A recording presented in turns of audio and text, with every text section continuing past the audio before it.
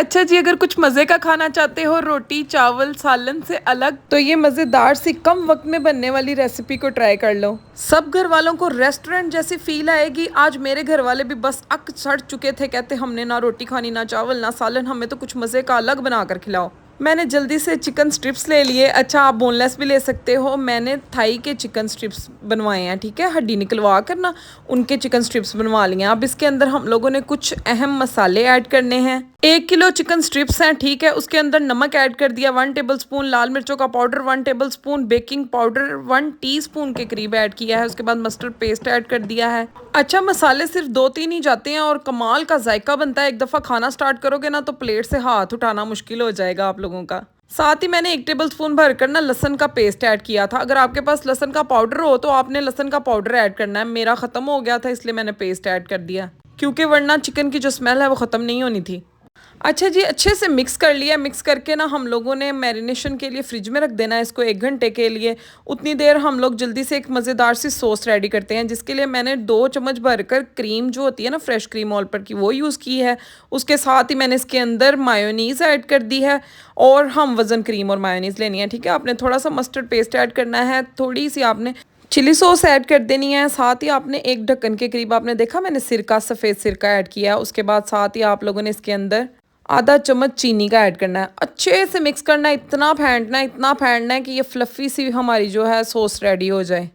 ये रेसिपी की समझ लो जान है। इसी के साथ असल मज़ा आना है आपको चिकन स्ट्रिप्स खाने का।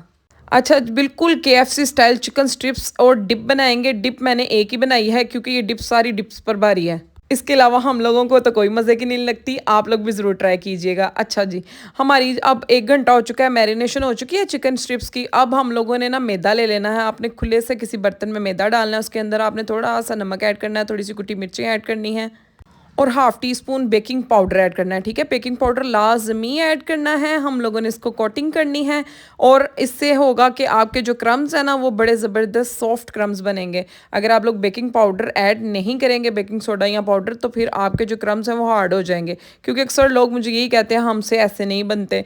तो आप लोग मुकम्मल जो रेसिपी है एज़ इट इज़ बनाया करें, इंशाल्लाह आपको परफेक्ट रिजल्ट ही मिलेगा। अच्छा, मैदे में आप लोगों ने जितने स्ट्रिप्स डालने हैं वो डालें। उसके बाद हल्के हल्के हाथों से आपने अच्छे से प्रेस करते हुए इनको जो सिंगल कोट दे देना है। सिंगल कोट के बाद आप देखेंगे कि क्रम्स कोई आपको नज़र नहीं आएंगे, ये ऐसे ही रहेंगे, ठीक है। उसके बाद आपने सादे पानी के अंदर इनको डिप कर देना, दोबारा से निकालेंगे और सेकंड कोट में आप लोगों को रिजल्ट नज़र आएगा, ठीक है।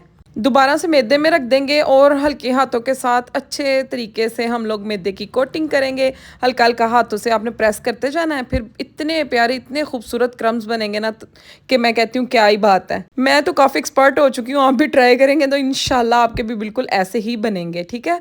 ऑयल को आपने अच्छे से गर्म करना है, इतना गर्म करना है कि आप जब चिकन स्ट्रिप डालो तो साथ ही बबल आना स्टार्ट हो जाए, ठीक है। उसके बाद चिकन स्ट्रिप्स को आपने 4 से 5 मिनट के लिए दोनों साइडों से फ्राई कर लेना है। इसका टोटल फ्राई टाइम 4-5 मिनट है, ठीक है। उसके बाद आप लोग इसको अच्छे से स्टेन करके निकाल लें और इतने मज़े के लाइट से हमारे फुली जूसी और टेंडर से जो चिकन स्ट्रिप्स हैं वो रेडी हो गए हैं, केएफसी से कई गुना ज़्यादा मज़े के। मैंने सोचा ऐसे तो जितने मर्जी मेरे घर वाले खा लें, इनका पेट नहीं भरेगा, सो मैंने इनको बंद के अंदर लगा कर दिए और मैंने कहा इस तरीके से खाओ ताकि आपका पेट भी साथ भरे। बनते ही इतने मज़े के हैं। लाइक और सब्सक्राइब कर दीजिएगा। ओके, अल्लाह हाफिज़।